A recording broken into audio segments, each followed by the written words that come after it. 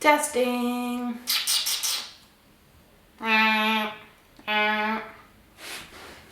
guys, welcome back to my channel. Today's video is a bit more personal, and if you listen to my podcast episode from this week with my friend Katie Dalebout, the podcast is just called That's So Maven if you haven't checked it out. It's on iTunes and all your various podcast players, or you can listen directly on the blog. But in the intro, I talked about how I'm sort of figuring out my creativity and where to channel it. And what I've realized is that from this channel, I really want to share my journey and my experiences.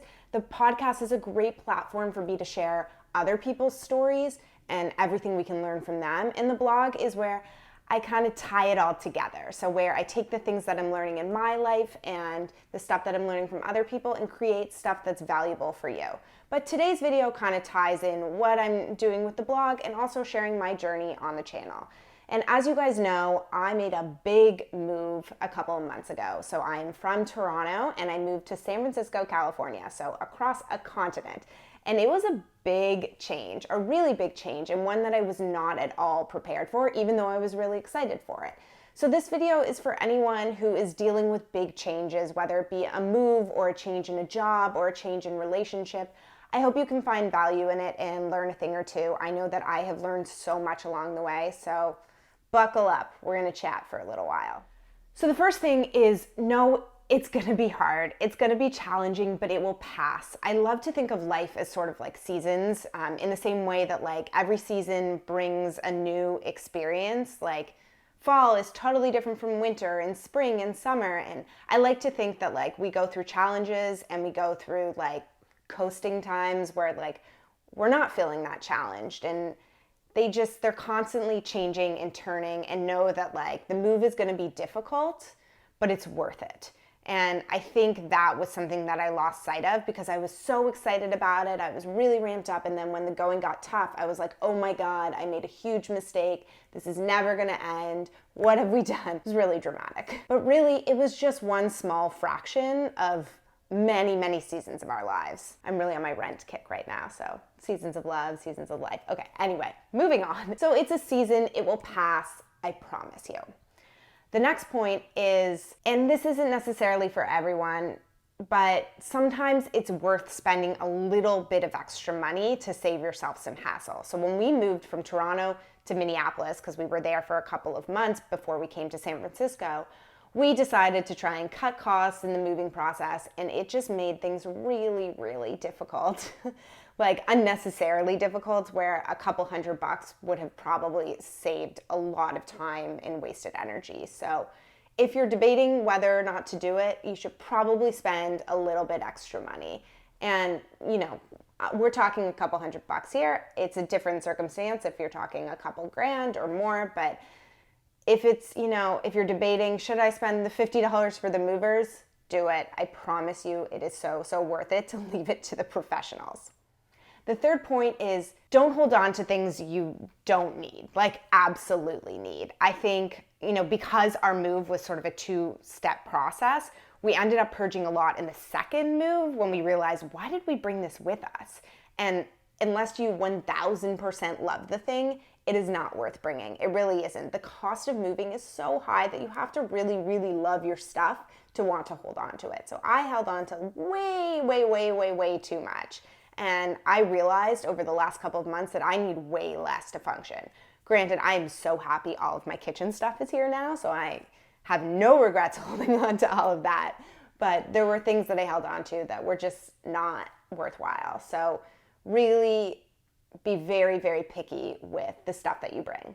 So the next point is, look into sort of the rules and regulations of the country that you're moving to. If you're staying within the same country, this one probably doesn't apply to you, but because we were moving from Canada to the US, and we're both US citizens, we still had some like issues that we ran into, especially in that we're US citizens who hadn't really established credit here. So it was really challenging finding an apartment and getting credit cards, and the whole situation with our car was really complicated. So you can't know everything and you're going to run into obstacles, but try and be a little bit prepared for like what you might expect, especially if you're moving from one country to another country. So the next point is, if you're moving with someone, try and take a break from all the madness just to spend time together.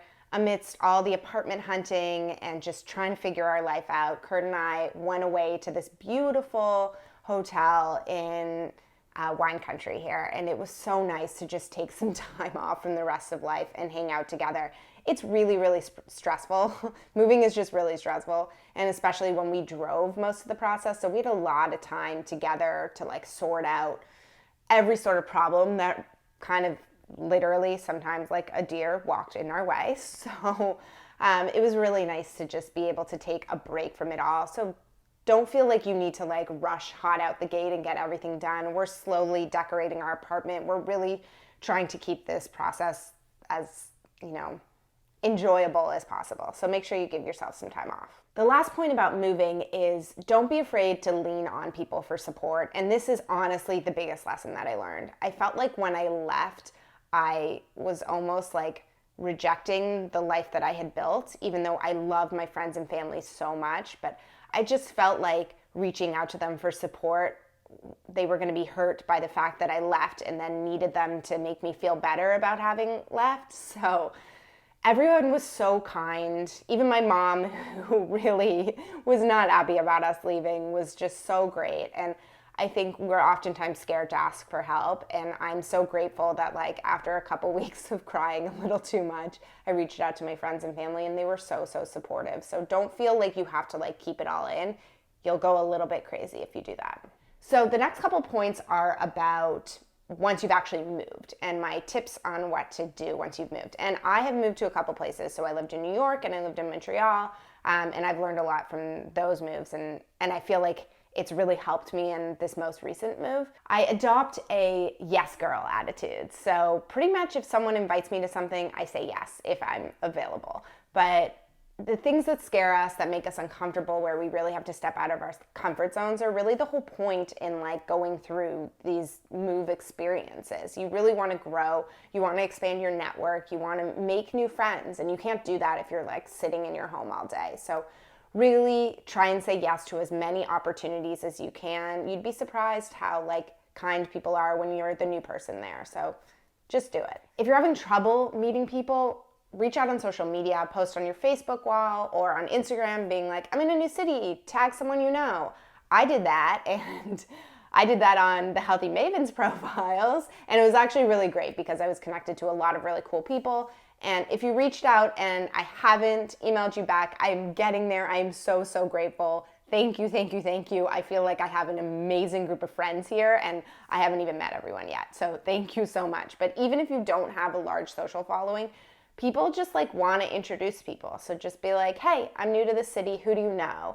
Or like, what places should I go to? And start checking those places out because there's probably some cool people there. And that brings me to my next point, which is like, go out and do things. Like do a workout class, go eat in restaurants, just go out and be around people. It's so easy to try and like hide in your shell because you're new and you're scared, but then you're really not going to make the full experience. You're just going to be sitting alone, and that sucks. And my last point is in terms of like getting to know a city, walk as much as you can. And if you can't walk, take public transit above ground and like have your Google Maps with you or whatever app you use and just like look where you are in the map. So it was way easier in New York, which is mostly on a grid system, but San Francisco is a bit confusing and kind of hilly, so I haven't been walking as much as I would like to, but on public transit, I'm like sitting there looking at my phone, like trying to memorize the neighborhoods because it's the best way to get to know a new place. It's scary kind of going out there not knowing where you are at all, but you only get to know it once you go out there and actually see it for yourself. So I'm slowly learning the neighborhoods. I now can like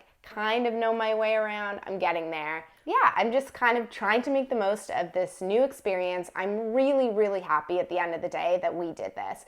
It was scary and it was hard and I cried a lot, but it was so, so worth it. So for anyone out there who is thinking about taking a leap of faith or just needs a little kick in the butt to try something new, I will tell you this, do it. It has been the most growth-inducing experience of my entire life. And while I miss my friends and family in Toronto, who I will be seeing very soon, I'm super happy that we did this and I'm loving our new city. So yeah, if you guys are from San Francisco or have been to San Francisco and have places that you want me to check out, I would love to do that. So just comment below letting me know. And if you guys have gone through a big move and have any advice for me or for anybody watching, also leave that below, because let's be helpful to each other. So give this video a thumbs up. If you like hearing from me more in this like personal setting, I'll be back on Sunday with more interactive stuff. So I'm going to be showing you what I eat in a day. So stay tuned for that. And the best way to stay tuned is to subscribe, because it tells you when a new video goes live. So give this video a thumbs up if you like it, and subscribe so that you don't miss a future video. And that's all I've got for you today. Thanks, guys.